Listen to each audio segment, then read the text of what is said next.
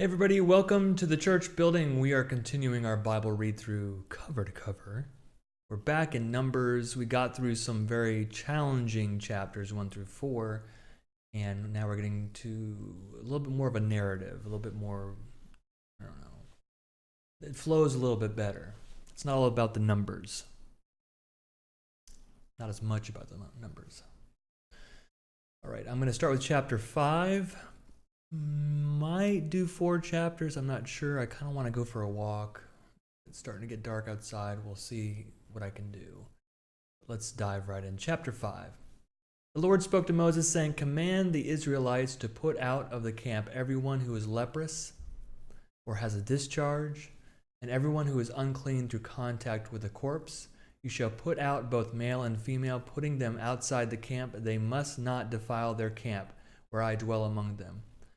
The Israelites did so, putting them outside the camp, as the Lord had spoken to Moses, so the Israelites did. Verse 5. The Lord spoke to Moses, saying, "Speak to the Israelites. When a man or a woman wrongs another, breaking faith with the Lord, that person incurs guilt and shall confess the sin that has been committed. The person shall make full restitution for the wrong, adding 1/5 to it, and giving it to the one who was wronged.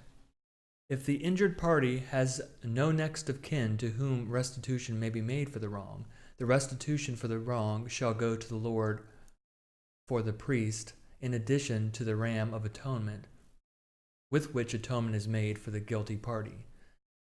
Among all the sacred donations of the Israelites, every gift that they bring to the priest shall be his. The sacred donations of all are their own. Whatever anyone gives to the priest shall be his."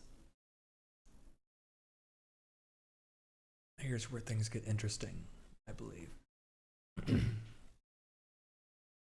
Lord spoke to Moses, saying, "Speak to the Israelites and say to them, if any man's wife goes astray and is unfaithful to him, if a man has had intercourse with her, but it is hidden from her husband, so that she is undetected, though she has defiled herself, and there is no witness against her, since she was not caught in the act.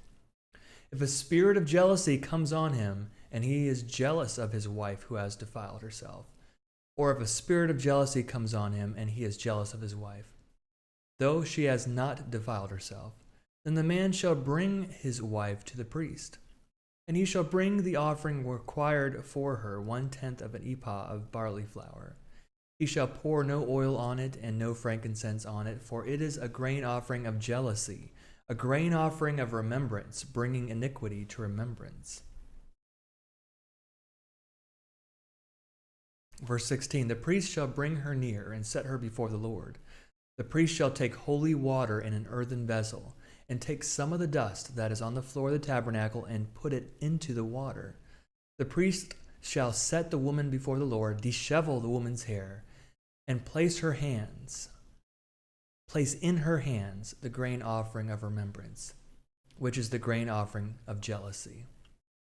In his own hand the priest shall have the water of bitterness that brings the curse. Then the priest shall make her take an oath, saying, "If no man has lain with you, if you have not turned aside to uncleanness while under your husband's authority, be immune to this water of bitterness that brings the curse. But if you have gone astray while under your husband's authority, if you have defiled yourself and some man other than your husband has had intercourse with you, let the priest make the woman take the oath of the curse and say to the woman, the Lord makes you an execration and an oath among your people. When the Lord makes your uterus drop, your womb discharge, now may this water that brings the curse enter your bowels and make your womb discharge, your uterus drop." And the woman shall say, "Amen, amen." Then the priest shall put these curses in writing and wash them off into the water of bitterness.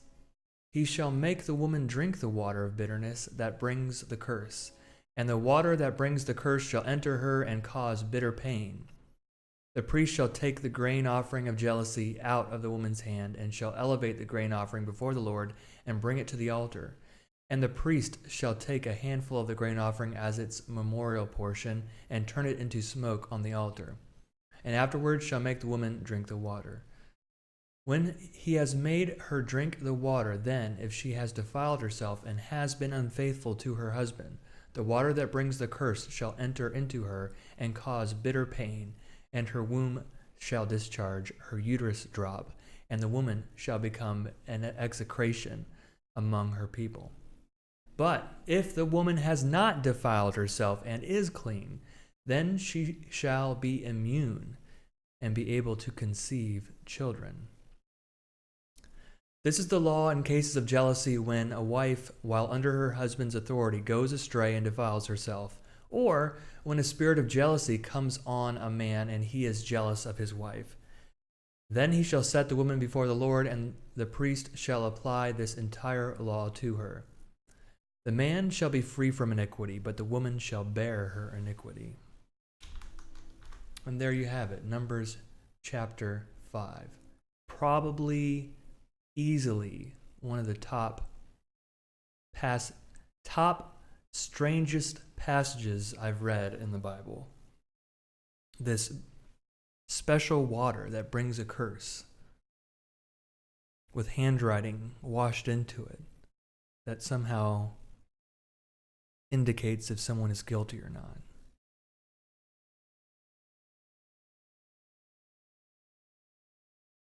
I'm not sure what to say other than I'd be scared to be a woman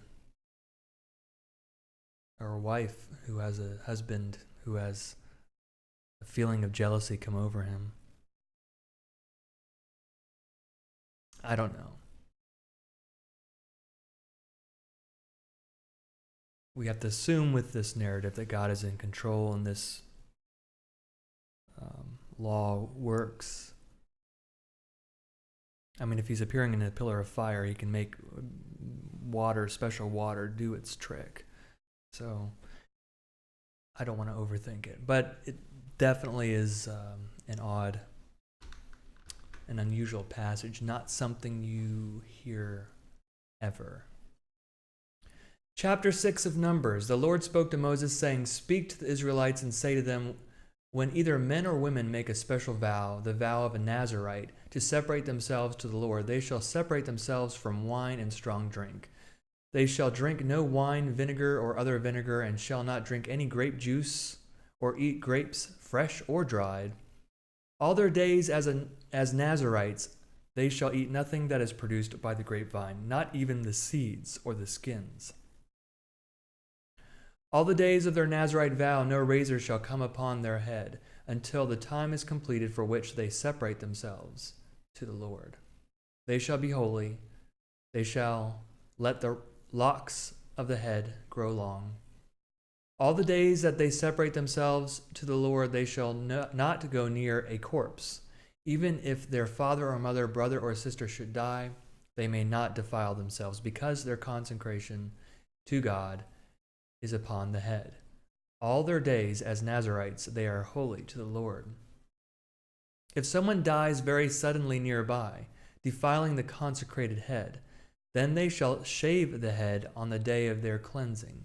On the 7th day they shall shave it. On the 8th day they shall bring 2 turtle doves or 2 young pigeons to the priest at the entrance of the tent of meeting. And the priest shall offer one as a sin offering and the other as a burnt offering, and make atonement for them, because they incurred guilt by reason of the corpse.